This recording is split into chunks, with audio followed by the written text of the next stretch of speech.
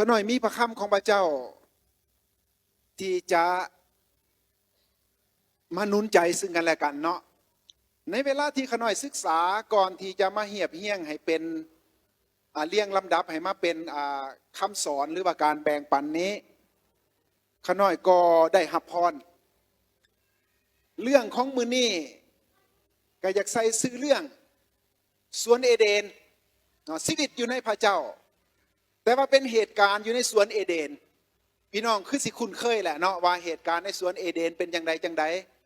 และข้าน้อยจะอ่าน2-3 ข้อแล้วหลังจากนั้นจังสิเอามาปฏิติดประต่อกันเนาะอยู่ในสวนเอเดนข้าน้อยอยากจะเริ่มอ่านพระคำของพระเจ้าจาก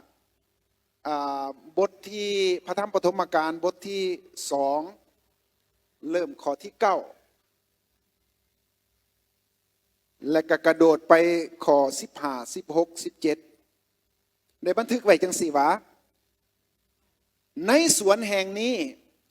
พระเจ้ายาเวพระเจ้าได้บันดาลให้มีต้นไม้ทุกชนิดใบเขียวงามดีและหมากไม้ก็เป็นน่าอยากกินในกลางสวนนั้นพระองค์ได้บันดาลให้มีต้นไม้ที่ให้ชีวิตและต้นไม้ให้หูจักดีและหูจักสัวไปข้อ15บัดนี้แล้วพระเจ้ายาเวก็พระเจ้าก็ได้เอาทรายผู้ที่พระองค์ได้สร้างมานั่นไปเฝ้ารักษาและเบิ่งแย่งสวนแล้วพระเจ้ายาเวพระเจ้าสั่งเล่าว่าหมากไม้ทุกต้นในสวนนี้เจ้ากินได้เว้นไว้แต่ต้นที่ให้หูจักความดีและความสัวเจ้าอย่ากินหมากไม้ในต้นนั้นถ้าเจ้าคืนกินเมื่อใดเจ้าก็จะตายเมื่อนั้นพี่น้องไปบทที่3บัดนี้ข้อที่22ถึง24แล้วพระเจ้ายาเวก็ได้กล่าวว่าบัดนี้มนุษย์ได้กลายเป็นเหมือนผู้หนึ่งในท่ามกลางพวกเฮาและทั้งหูจักความดีหูจักความชั่วเฮาจะบ่อนุญาตให้พวกเขายื้อมือไปปิดกินหมากไม้จากต้นที่ให้ชีวิตมากินและมีชีวิตนิรันดรฉะนั้นพระเจ้ายาเวจึงได้ขับไล่พวกเขาให้ออกไปจากสวนเอเดนและให้พวกเขาขุดดินฟันไม้ในบ่อนที่พวกเขาได้ถูกสร้างมาขึ้นมาเมื่อพระเจ้าขับไล่มนุษย์ออกจากสวนแล้วพระองค์ก็ได้เอาเทวดาเครูบมาเฝ้าสวนอยู่ทางทิศตะวันออกและมีดาบที่ลุกเป็นแสงไฟแกว่งไปมาทั่วทุกทิศเพื่อป้องกันบ่ให้เขาไปใกล้ต้นไม้แห่งชีวิตนั้นอาเมนขอให้เฮาได้อธิษฐานนำกันเนาะ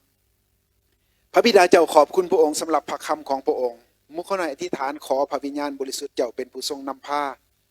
ประทานความเข้าใจและให้ความสามารถในการจื้อจำและนำเอาไปใส่ซอยมุขน้อยโดยเฉพาะซอยขน้อยด้วยที่จะแบ่งปันกับพี่น้องภาวนาอธิษฐานอย่างนี้ต่อพระองค์ในพระนามพระเยซูเจ้าอาเมนสวนเอเดนบ่แม่นเรื่องใหม่เราเคยได้ยินมาเรื่อยๆแต่ว่ามื้อนี้อยากแยกย่อยออกมาข้าน้อยกับพยายามที่จะให้มันเป็นให้มันง่ายแต่ว่าจักสิง่ายส่ำใดเนาะ1อยากให้ง่ายต่อความเข้าใจ2อยากให้ง่ายต่อการจื้อได้3อยากให้ง่ายต่อการนำเอาไปใส่4อยากให้ง่ายต่อการแบ่งปันกับคนอื่นได้ว่ามันสิง่ายปานใดเนี่ยลองเบิ่งและข้าน้อยได้แยกย่อยออกหมายถึงชีวิตอยู่ในพระเจ้าชีวิตอยู่ในพระเจ้าชีวิตอยู่ในสวนเอเดนเฮาอยู่ซุมื้อนี้เปรียบคือกับอยู่ในสวนเอเดนที่พระเจ้าได้สร้างไว้เมื่อเฮาได้อยู่ในสวนเอเดนเนี่ยในสวนเอเดนเนี่ยมันมีอีกอย่างแน่อันที่1เลยมีการเลี้ยงดูของพระเจ้าพระเจ้าเป็นผู้เลี้ยงเวลาพระเจ้าสร้างสวนเอเดนในพระคัมภีร์ซึ่งข้าน้อยได้อ่านไปแล้วก็บอกว่าในสวนนั้นพระเจ้าได้สร้างให้มีต้นไม้ทุกชนิดมีหมากไม้เกิดแล้วให้อาดามเนี่ยได้เลือกกินได้ใส่ถือว่าเป็นการจัดเตรียมไว้เขามาเห็นว่าซุมื้อนี้พระเจ้าได้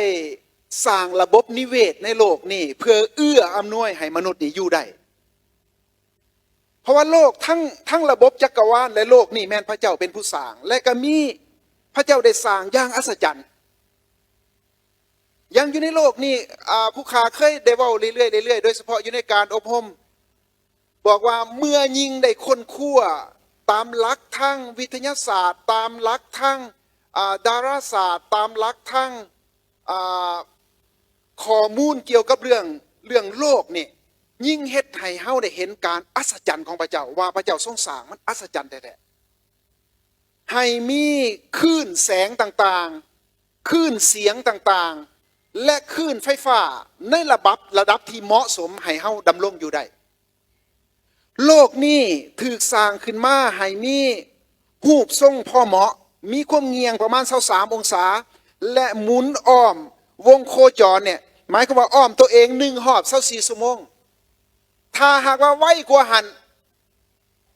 เสียให้โลกนี่ออกไปจากวงโคจรแต่ถ้าหากหมุนซ่ากว่านี่เสียให้ถูกดึงดูดเข้าไปหาดวงตะเวนถ้าดึงดูดเข้าหาดวงตะเวนนี่อยู่บ่ได้ฮ้อนโพดแต่ถ้าหากหมุนไวออกนอกเส้นโคจรหนาวโพดอยู่บ่ได้และโลกนี้มีสนามแม่เหล็กขั้วโลกใต้ขั้วโลกเหนือเพื่อป้องกันบ่ให้โลกนี้ถูกกระทบจากลูกอุกกาบาตเพราะว่าอยู่ใน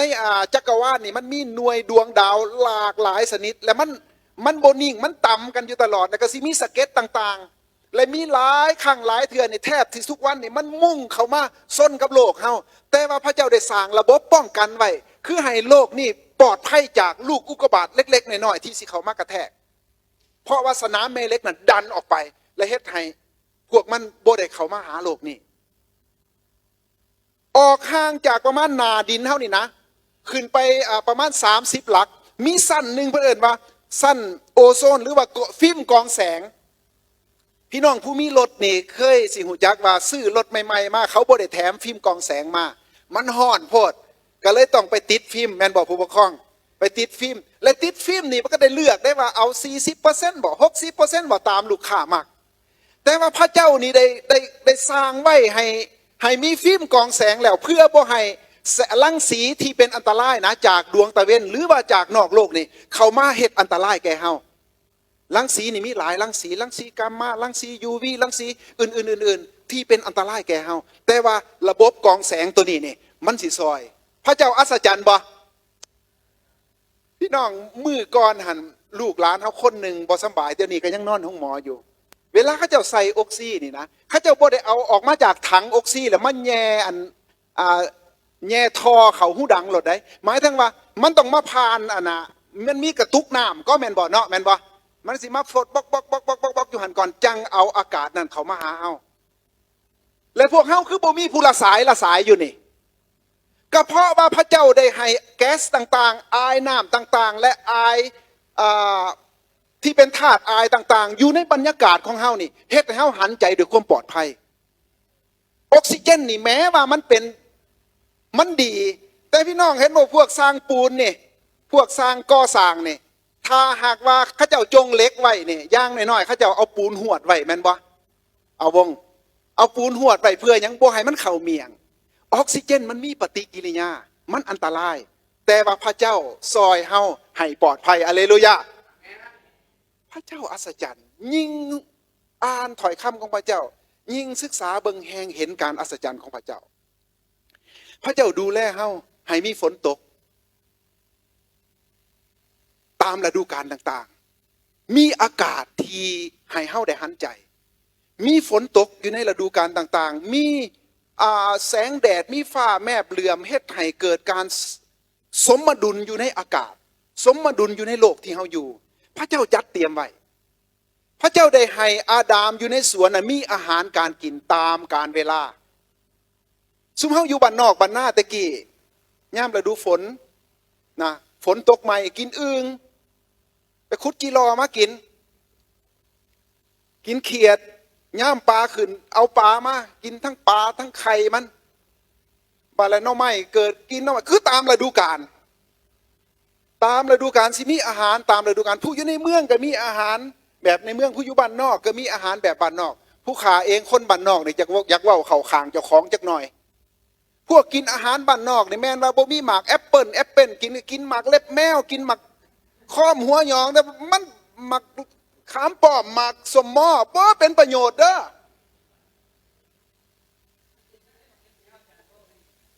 ไม่ เขาบ่ฮู้เด้อหมากเล็บแมวเนาะเดี๋ยวไปละสิพาสู้ไปหูดกินดอกไผสนใจแล้วจังมาติดต่อหลังไม่ซุมื้อนี้แม่นมนุษย์เฮาได้ทำลายเฮาเองเนาะบ่ว่าสิเป็นสร้างระบบเฮานี่เป็นเหยื่อขอ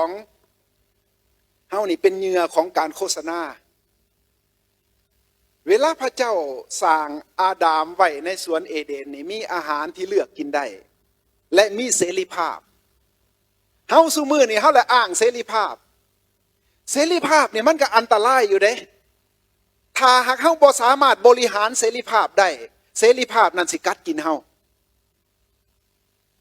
ย้อนนั้นแม้ว่ามีเสรีภาพอยู่นะหมายถึงว่าพระเจ้าเลี้ยงดูพระเจ้าจัดให้มีทุกสิ่งทุกอย่างแต่อาดามต้องบริหารเสรีภาพนั้นมาถึงยุคสมัยอัคคสาวกโปโลก็ดีอัคคสาวกเปโตรก็ดีท่านได้บอกว่าอย่าใส่เสรีภาพของเฮาเพื่อเหตุแนวบ่ดีเฮามีเสรีภาพเฮามีสิทธิ์เฮามักเฮียกห้องแต่ว่าในเวลาเดียวกันถ้าเฮาบริหารมันบ่ได้เนี่ยมันสิทำลายเฮาซุมื้อนี้เฮาเลือกกินมีอาหารโอ้ยเขาเจ้าเฮ็ดแบบนั้นแบบนี้มากับโฆษณาพี่น้องทั้งหลายคันสิเว้าไปหลายจังหน่อยเพิ่นสิจ้างคนมาฆ่าถ้าอาหารตัวใดที่ผ่านขบวนการแปรรูปหลายๆเนี่ยเป็นภัยเป็นโทษต่อร่างกายเฮาแต่ว่าเขาให้พวกดาราคนดังมากินในเฮาเบิ่งเฮาก็อยากกินซะแล้วบัดนี้กลับคืนมาหาสวนเอเดนกลับคืนมาหาวิถีธรรมชาติกลับคืนมาหาวิถีบ่ให้มีขบวนการในการแปรรูปอาหารหลายอยู่ท่ามกลางเฮานี่พ่อเอกนี่เพิ่นได้ให้ความสนใจเรื่องวิถีธรรมชาติการกินแบบวิถีธรรมชาติอันใดเฮาบ่ควรกินแม้นอยู่เฮามีเสรีภาพในการกินแต่ว่าต้องมาศึกษาเบิ่งว่าตัวใดมันสิเป็นอันตรายแก่เฮามาเบิ่งซุมื้อนี่คนอายุสั้นเข้าเป็นหยังแม่นวิธีการกินวิธีการนอนวิธีการออกกำลังกายหรือการดำเนินวิถีชีวิตของเฮาบัดแล้วเฮาสิตู่แต่ว่าพระเจ้านี่บ่ฮักอธิษฐานเพื่อปานใดก็ยังตายอยู่อ้าวพระเจ้าก็สิว่าเฮาก็บอกไว้แล้วเด้หมู่เจ้าหักบ่ร่วมมือก่อนน่ะได้พ้อกันกับพี่น้องผู้รับใช้พ้อกันอยู่ในที่ประชุมเลยเว้ากันว่าผู้ขาเองนี่เป็นศิษยาภิบาลและไปงานศพเรื่อยๆและสิ่งที่เคยได้ยินในงานศพที่เว้ากันก็คือว่าโอ้เพิ่นน่ะเฮ็ดเวียกหลอนหน้าที่แล้วอยู่ในโลกนี้พระเจ้าเลยหับเพิ่นไปคนที่มาหนุนใจหนะและคู่สนทนาของผู้ขาแล้วว่า he rushed himself it's not God take him home เล่าหันเฮ็ดให้เล่าต้องกลับบ้านไว้นะบ่แม่นว่าพระเจ้าเพราะว่าพระเจ้าต้องการให้อยู่เพื่อเป็นพรแก่ประชาชาติอยู่แล้วข่าวประเสริฐต้องประกาศไปทั่วบรรดาประชาชาติตอนนี้มันบ่ทันได้ไปทั่วแสดงว่ายังต้องการชีวิตของพวกเฮาทุกคนนี่ให้มีสุขภาพดีและเพื่อเป็นพรแก่ประชาชาติบ่แม่นว่าสิมาพอแต่หนุนใจกันว่าเพิ่นเฮ็ดเวียกแล้วโอ้ยขน้อยก็เลยว่าเพราะนั้นขน้อยเปลี่ยนขน้อยอธิษฐานพระเจ้าขอขยายนิมิตของขน้อยออกขอใส่ชีวิตของขน้อยให้ขน้อยมีเวียกหลายขน้อยยังบ่ทันอยากกลับบ้านถ้าพี่น้องทั้งหลายขั้นผู้ใดอยากเข้าส้มล้มกับขน้อยกับอาจารย์นุพรแบบว่ายังบ่ทันอยากตายไว้นี่เชิญมาเลยเฮาต้องเชื่อว่าพระเจ้านี่บ่แม่นว่าอยากให้เฮาตายไว้พระองค์มาในโลกนี้เพื่อและตั้งเฮาไว้ในโลกนี้ตั้งคริสตจักรไว้เพื่อให้เฮาเป็นเสนาธิการและเป็นพรแก่ประชาชาติเพราะฉะนั้นพี่น้องทั้งหลายอยู่ในสวนเอเดนนี่มีการจัดเตรียมของพระเจ้าแต่ว่าอยู่ในหันมีเสรีภาพเฮาต้องใช้เสรีภาพเพื่อประโยชน์เพื่อถวายเกียรติพระเจ้าเพื่อให้สำเร็จตามวัตถุประสงค์ของพระเจ้าอย่าสุใส่เสรีภาพเพื่อทำลายตัวเองอย่าสุใส่เสรีภาพเพื่อทำลายองค์กรทำลายครอบครัวยาสุบอกว่านี่ข่อยมักจังสี่ได้ข่อยนี่ยาได้ข่อยมันเว้าตรงได้โอ้จะเป็นเพิ่นภาคภูมิใจค่ะ อย่าได้เฮ็ดตี้เฮ็ดกับข่อยหงายไปตี้เพิ่นโอ้ยจะไม่เพิ่นภาคภูมิใจแห้งพี่น้องทั้งหลายเฮาเองต้องหูจักว่าพระเจ้าให้เฮาอยู่นี่มีเสรีภาพก็จริงแต่ว่าหาใช้เสรีภาพนั่นเพื่อเป็นพรเพื่อตอบสนองต่อพระมหาบัญชาอาเมนบ่ในสวนเอเดนนอกจากมีเสรีภาพนอกจากมีอาหารการกินแล้วมันมีวินัยอยู่ในหันน่ะมีกฎระเบียบป้าโถขนาดว่ามีแต่อาดามกับเอวานะยังมีกฎระเบียบเลย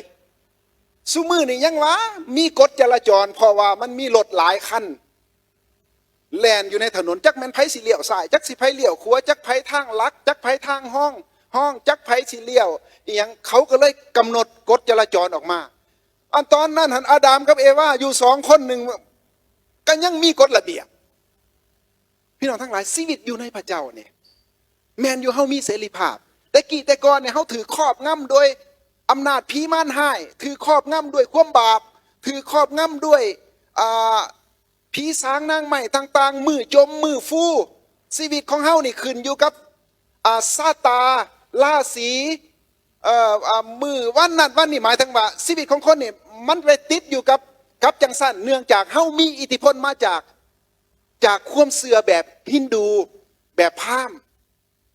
หลายครั้งหลายเทื่อคือประเทศสปปลาวเฮานี่เพิ่นว่าเฮานี่นับถือศาสนาพุทธแต่ว่ามันปนกันจากตัวใดแม่นพุทธจากตัวใดแม่นผีจากตัวใดแม่นพราหมณ์จากตัวใดแม่นฮินดูปนกันแล้วเฮามีแต่เขียนตามเอกสารว่าเฮาศาสนาพุทธเพราะฉะนั้นเฮ็ดให้ความเสื่อของเฮาเนี่ยที่มีพื้นฐานพื้นเพมาแบบนั้นมีวัฒนธรรมมาแบบนั้นเวลาเฮามาเป็นคริสเตียนแล้วเฮาก็ยังอยากติดอยู่เพราะฉะนั้นควรที่จะเหตุการณ์ปฏิวัติวัฒนธรรมการปฏิวัติวัฒนธรรมอันนี้มันหมายความว่าจังไดมันหมายความว่าปรับเฮ็ดให้เฮามีชีวิตในการปฏิบัติที่ถูกต้องให้มีความถูกต้องในการปฏิบัติให้ถูกต้องในการดำเนินชีวิตอยู่ในสวนเอเดนน่ะมีกฎระเบียบพร้อมพี่น้องสังเกตเห็นอยู่บ่อนใดมีกฎระเบียบในสวนนั้นมีหมากไม้มีต้นไม้หลายชนิดแต่มันมีต้นพิเศษอยู่จักต้น2 ต้นถ้าพี่น้องบ่จื้อบ่ได้คะแนนมีคนถามว่ามีหมากไม้พิเศษอยู่จักต้นให้พี่น้องเฮ็ดทาทายหูแล้วหมู่ก็สิฮู้จักว่ามันมี2 ต้นอาจารย์มีหมากไม้มีต้นอยู่ในสวนเอเดนมีต้นไม้หลายชนิดแม่นบ่แม่นแต่มีต้นพิเศษจักต้นมันมี2 ต้นต้นหนึ่งแมน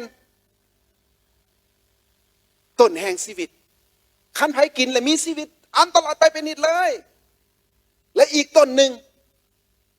ฮู้การดีและชั่วคันกินแล้วตายตั้งกฎระเบียบไว้พระเจ้านี่คือสมสร้างต้นไม้อันนั้นไว้ก็เพื่อประโยชน์แก่เฮานี่แหละแล้วหลังจากนั้นมีคน2 คนหนึ่งกับพากันฝ่าฝืนอดสว่ามันมีอึดหมากใหม่เนาะอยู่ในพระคัมภีร์บอกว่ามันมีเต็มสวนอยู่นะอันต้นที่ว่าห้ามหันก็ยังดันไปกินจะเป็นซูซี่ครับอันจะแม่นว่าอันเว้าน้ำผูบ่อยากฟังควมหันนะเนาะหักอยู่ในหันก็บอกว่าและหมากไม้นั่นก็น่ากินว่าซั่นเด้มันทั้งมีหลายเลือกอยู่จังว่าขน้อยเว้าถึงว่าเรื่องเสรีภาพพี่น้องทั้งหลายสิ่งเหล่านี้เฮามาคิดถึงว่าอยู่ในไสก็มีกฎระเบียบแม้ว่าเฮามีเสรีภาพในองค์พระผู้เป็นเจ้าเฮามีเสรีภาพบัดนี้ความบาปบ่ได้ครอบงำเฮาแล้วผีมารห้ายบ่สามารถครอบงำเฮาแล้วเฮาลงแต่เก่านี่ก็ลงเมื่อทั้งภาคใต้นี่ย่านเขาใส่ของเด้ย่านเขาใส่เขาร้องเด้มื้อนั้นไปกินข้าวอยู่อันเฮืออาหารอันแม่ป้าอันใสแล้วเพิ่นเว้าให้ฟังว่ามีคนขอทานมาแต่ทางใต้ว่าซั่นแล้วก็เอาไห้อยู่สุเทือเอาคือเอาไห้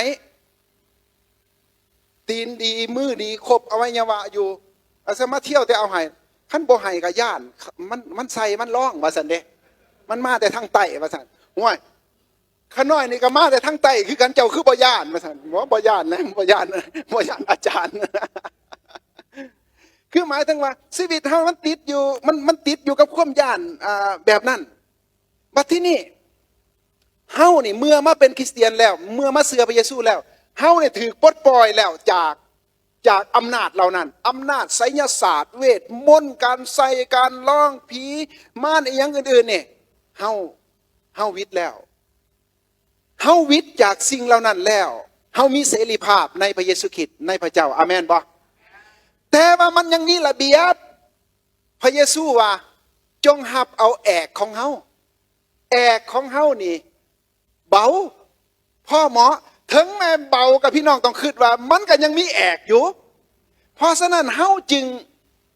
เข้ามาถึงว่าเมื่อเฮาเป็นผู้ใหญ่ในพระเยซูคริสต์นี่เฮาจึงเริ่มรู้จักว่าอันใดควรอันใดบ่ควรแม้ว่าบ่มีสิ่งใดที่เป็นอันต้องห้าม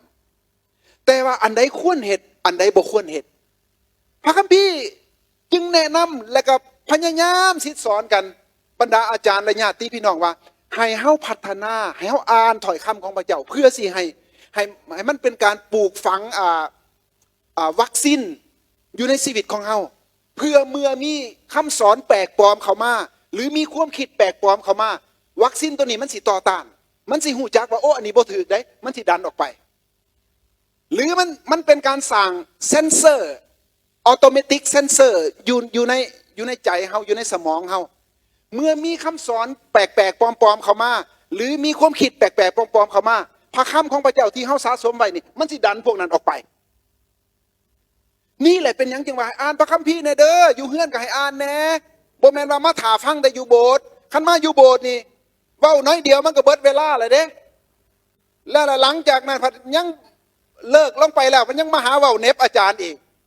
อันคันได้ถือไม้แล้วบ่ฮู้จักย่ำลงแหละเนาะผัดยังว่าอีกก็เว้าเพื่อพวกเจ้าว่าอยู่เฮือนก็บ่อยากอ่านพระคัมภีร์เดี๋ยวเขาก็เว้าให้ฟังแล้วเนาะถือโอกาสมาแหละคันสันนาคันพี่น้องเลยอ่านพระคัมภีร์อยู่เฮือนน่ะท่องพระคัมภีร์ได้แล้วเป็นผู้ใหญ่แล้วกับขึ้นมากับมีแต่อาจารย์นุถือมืออาจารย์นุพรเนี่ยอาจารย์นุพรก็มีแต่ว่าดีใจที่พี่น้องมาในมื้อนี้เฮามีการสามัคคีธรรมในครอบครัวใหญ่เฮาขอให้มีความสุขขอพระเจ้าได้รับเกียรติเฮาทุกคนได้รับพรอาเมนแล้วก็ลงเลยเนาะแม่นบ่อาจารย์เฮาบ่ต้องเว้าหลายอันนี้มันยากนะแบบว่าอยู่เฮือนก็บ่อ่านพระคัมภีร์มันบ่เข้าใจบัดนี้บ่เข้าใจแล้วต้องเว้าให้ฟังเพราะฉะนั้นจังได๋ก็จะสู้เว้าว่าอาจารย์ดาวิดเราเว้ายาวเด้ออยู่ในพระเจ้าก็มีกฎระเบียบเฮาจึงฮู้ว่าอันใดควรเฮ็ดอันใดบ่ควรเฮ็ดไปอันที่3ชีวิตในพระเจ้านี่ได้รับการปกป้องชีวิตในพระเจ้านี่ได้รับการปกป้องคุ้มครองกษัตริย์ดาวิดท่านได้บันทึกไว้เมื่อท่านมีประสบการณ์กับพระเจ้าให้ท่านเองได้ชนะศัตรูอ้อมหอบและได้พ้นภัยจากการไล่ล่าของกษัตริย์ซาอูลเพิ่นก็เลยเขียนบทเพลงนี่ข้าน้อยสิอ่านบทเพลงของกษัตริย์ดาวิดให้สู่พี่น้องฟังเลือกเอาข้อนี่เพื่อพี่น้องสิจื้อง่าย2ซามูเอลบทที่22ข้อ2ฮอดข้อที่4พระเจ้ายาเวห์เป็นผู้คุ้มครองข้าน้อยเป็นป้อมป้องกันข้าน้อยให้ปลอดภัยพระเจ้าของข้าน้อยคุ้มครองรักษาจึงพบความปลอดภัยอยู่ในพระองค์ได้พระองค์เป็นดังโล่ปกป้องข้าน้อยทั้งป้องกันให้ปลอดภัยมาตลอดพระองค์คือพระผู้ซอยให้พ้นของข้าน้อยปกป้องกันจากการหุ่นแห้งได้เมื่อข้าน้อยห้องหาพระเจ้ายาเวห์ให้ซอยสู้ก็ทรงมาซอยกู้ข้าน้อยพวกศัตรูของข้าน้อยก็ทรงมาซอยกู้ข้าน้อยจากพวกศัตรูของข้าน้อยขอสรรเสริญพระเจ้ายาเวห์อันนี้เป็นบทเพลงเป็นตอนหนึ่งของบทเพลงที่กษัตริย์ดาวิดได้ห้องถวายเกียรติแก่พระเจ้าเมื่อท่านเห็นว่าพระเจ้านี่คือผู้ที่ปกป้องคุ้มครองเฮาพระเจ้าเป็นทุกสิ่งถึงแม้ว่าเฮาบ่ได้เฮ็ดบ่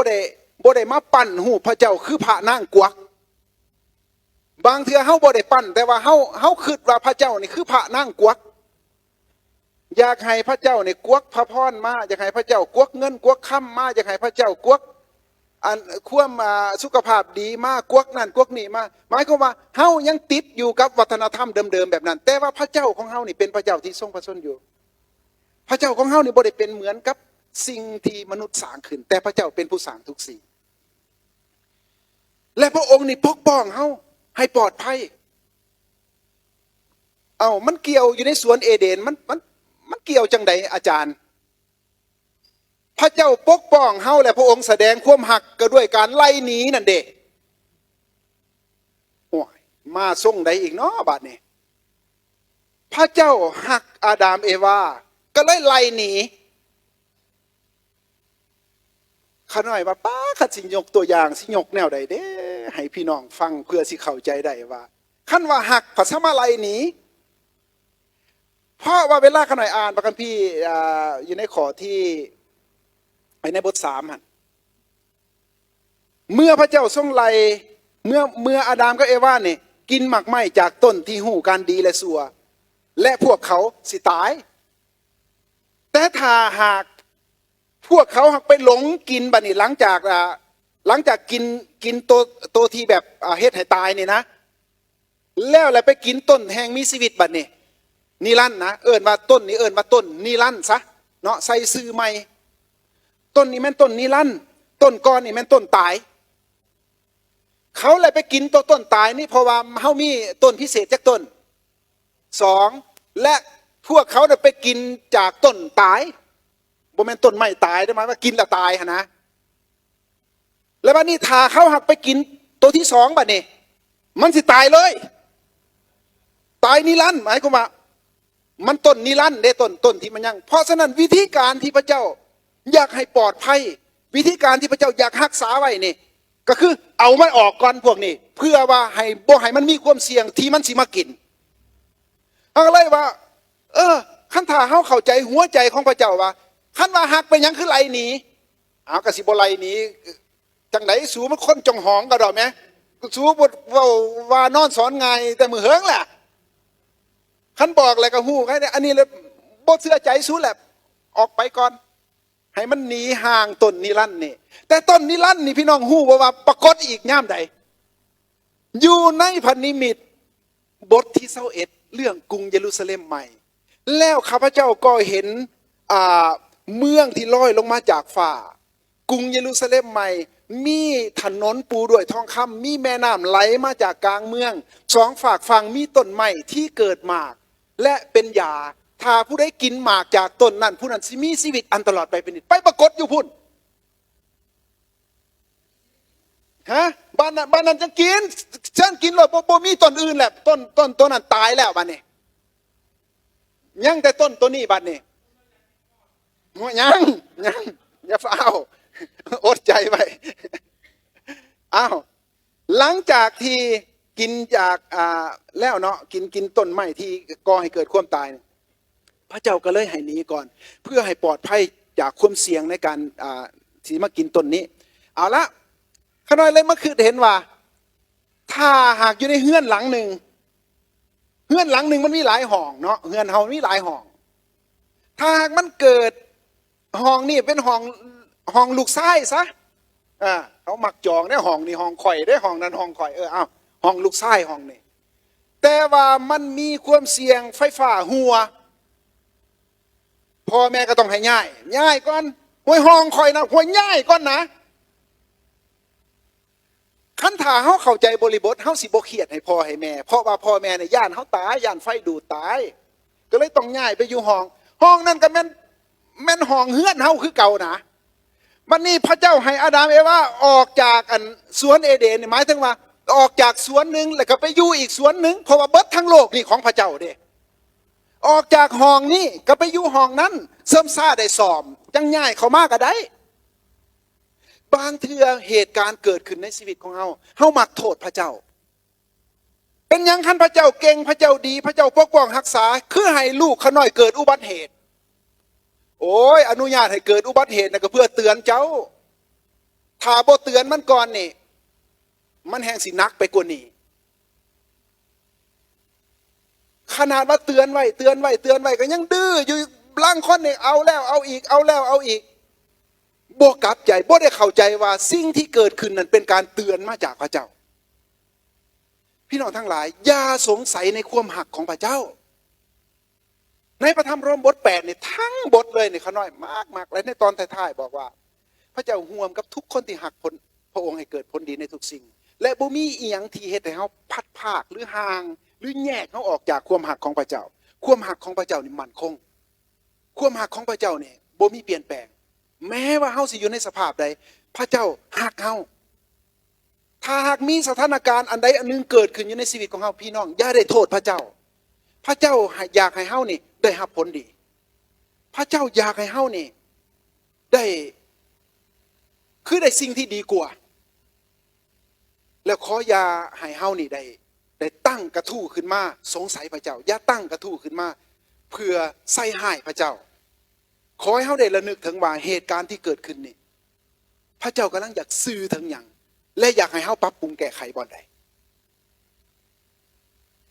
อยู่ในสวนเอเดนนั้นเมื่อพระเจ้าสร้างทุกสิ่งแล้วเมื่อพระเจ้าสร้างทุกสิ่งแล้วพระเจ้าก็ได้เอาอาดามเนี่ย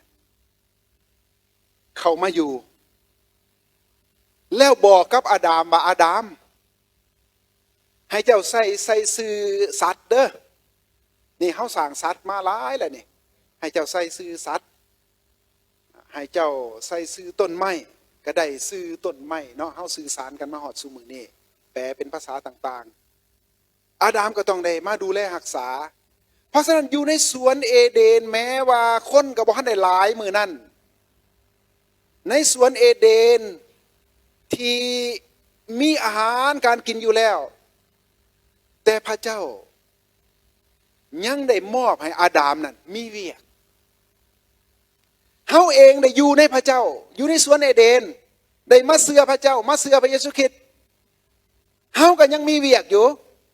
ได้เฮ็ดเวียกได้ชีวิตอยู่ในพระเจ้านี่เป็นชีวิตที่ดุมันชีวิตอยู่ในพระเจ้านี่เป็นชีวิตที่มีความรับผิดชอบสูงอยู่ในครัวเรือนเฮาก็มีความรับผิดชอบในระดับครัวเรือนอยู่ในคริสตจักรมีความรับผิดชอบระดับคริสตจักรต่างคนก็ต่างมีส่วนในการเฮ็ดเวียกเฮามาอยู่ในคริสตจักรแสงสว่างพี่น้องลองคิดถึงวลีที่เว้าถึงเป็นสโลแกนหรือว่าเป็นวิสัยทัศน์ของคริสตจักรแสงสว่าง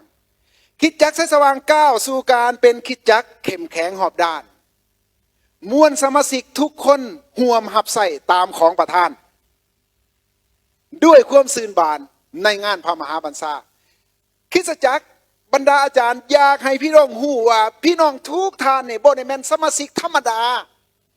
แต่ญาติพี่น้องทุกท่านนี่เป็นคนงานของพระเจ้ามีเวียกที่พระเจ้ามอบหมายให้เหมือนกับอยู่ในสวนเอเดนขนาดว่ามีมาสู่อันสุแนวแล้วพระเจ้ายังมอบเวียกให้อาดามเลยเพราะฉะนั้นเวียกในคริสตจักรซุมื้อนี้มีหลายเวียกต้องการท่านทั้งหลายนี่มีซอยท่านยิ่งซอยท่านซ้ายซอยลูกหลานคนหนุ่มซอยเวียกซอยงานกันเฮาเฮ็ดเวียกมีความรับผิดชอบมีหน้าที่พระเจ้าให้เฮามีชีวิตอยู่ในครัวเรือนของพระองค์ก็มีความรับผิดชอบและมีหน้าเวียกแน่นอนพระเจ้าบ่เป็นหนี้ผู้ใดเมื่อพระเจ้าทรงมอบหมายเวียกงานให้ผู้ใดแล้วพระเจ้าเตรียมบำเหน็จเตรียมรางวัลไว้ให้คนนั้นท้ายที่สุดแล้วเมื่อพระเยซูเจ้าเสด็จมาครั้งที่สองเฮาทุกคนจะเข้าสู่การพิพากษาแต่บรรดาคนที่อยู่ในพระเจ้านี่จะเข้าสู่การพิพากษาเกี่ยวกับเรื่องการงานว่าไผได้เฮ็ดหยังแน่เฮ็ดหยังแน่แล้วพระองค์ก็มอบบำเหน็จรางวัลให้แต่บรรดาคนที่บ่ยอมเชื่อฟังบ่ยอมเชื่อจะต้องเข้าสู่การพิพากษาเกี่ยวกับเรื่องชีวิตนิรันดรพี่น้องทั้งหลายข้าน้อยอยากจะจบลงบนนี้เรื่องที่แบ่งปันกันมื้อนี้คือเรื่องสวนเอเดนพระเจ้าทรงสร้างสวนเอเดนและให้อาดามเอวาอยู่หันเหมือนกับพวกเฮาทุกคนเมื่อพระเจ้าได้สร้างอาณาจักรของพระเจ้าแล้วพระเจ้าสร้างคริสตจักรแล้วพระองค์ก็บรรจุเฮาเข้ามาไว้ให้เฮาได้มีเวียกเฮ็ดงานทำซอย การเพื่อถวายเกียรติแก่พระเจ้ารักษาความสัมพันธ์กับพระเจ้าหลังจากพวกเขาอาดัมกับเอวาเนี่ยบ่ได้อยู่ในกติกาแล้วพระเจ้าก็ยังเสด็จลงมาหาพวกเขาอยู่แต่ว่าพ่อกันบ่ได้แล้วเพราะชีวิตของพวกเขาเป็นชีวิตที่บ่เชื่อฟังและเต็มไปด้วยความบาปแล้วพระเจ้าก็ได้สร้างทุกสิ่งไว้เพื่อให้เฮาได้ประสบการณ์ในการจัดเตรียมของพระเจ้าอากาศหันใจดินฟ้าอากาศอาหารการกินชีวิตเป็นอยู่ในประจำวันอยู่ในการดูแลการอวยพรของพระเจ้าเมื่อเฮาเฮ็ดผิดเฮ็ดบาปพระเจ้าก็ปกป้องเฮาด้วยวิธีของพระองค์เพราะฉะนั้นขอนำให้พี่น้องได้เข้าใจพระเจ้าแน่เข้าใจหัวใจของพระเจ้าเข้าใจความหักของพระเจ้าพระองค์เจตนาดีกับเฮาถ้าพระองค์บ่เจตนาดีเนี่ยตายแล้วก็ตายเลยที่โตภัยโตมันเป็นหยังพระเยซูในขณะที่พระองค์ยังบ่ได้พระองค์บ่ได้เป็นคนบาปพระองค์บ่ได้มีความผิดบาปหยังแต่พระองค์ยังได้เสด็จลงมาเพื่อว่าซอยเฮาในขณะที่เฮาเป็นคนผิดบาปอยู่นั้นพระองค์ได้เสด็จลงมารับสภาพเป็นมนุษย์และตายที่ทั้งไม้กางแขนแทนความผิดบาปของเฮาถ้าพระเจ้าบ่เจตนาดีต่อเฮาถ้าพระเจ้าบ่อยากซอยเฮาพระองค์บ่เฮ็ดแนวนั้นย้อนนั้นเมื่อเกิดบางเหตุการณ์เกิดขึ้นในครัวเรือนใดหนึ่งในชีวิตของผู้ใดผู้หนึ่งขอให้เฮาได้ขอบคุณพระเจ้าอัครสาวกโปโลจึงบอกว่าจงเฮียนหูที่จะขอบคุณพระเจ้าในทุกสิ่งอาเมนบ่พี่น้องเนาะค่อยๆเติบใหญ่นำกันขึ้นอย่าปาคริสตจักรอย่าปาการอธิษฐานอย่าปาพระคำของพระเจ้าปรึกษาหารือพี่เลี้ยงปรึกษาหารือบรรดาอาจารย์ผู้ปกครองมีผู้นั้นมาเว้าผู้นี้มาเว้าคณะนั้นมาเว้าอาจารย์นี่มาเว้ามาแต่หันแต่นี่ขอให้ทานได้ปรึกษาบุคคลที่อยู่ในความรับผิดชอบของทานก่อนเนาะพี่เลี้ยงของเฮาบรรดาอาจารย์อยู่ในกิจจักรของเฮาว่าผู้นั้นซักส่วนเฮาไปหันไปนี่เฮ็ดนั่นเฮ็ดนี่นี่เหมาะบ่ถูกบ่พี่น้องทั้งหลายเพื่อปกป้องกันและกันเนาะก็อยากจะจบอยู่บนนี้ขอเชิญร่วมใจกันอธิษฐานพระบิดาเจ้าโมทนาขอบพระคุณพระองค์สำหรับพระคำของพระองค์และความเข้าใจที่มุขน้อยได้รับและขอพระเจ้าสืบต่อนำพาอวยพรให้มุขน้อยจื้อได้นำไปใส่ได้และสอนต่อได้และขอซอยให้พี่น้องทุกท่านได้รับพรได้มีประสบการณ์ในความหักของพระเจ้าพวกลูกสรรเสริญและขอบคุณพระองค์อธิษฐานอย่างนี้เพื่อกันอวยพรกันโดยใจขอบพระคุณในนามพระเยซูเจ้าอาเมน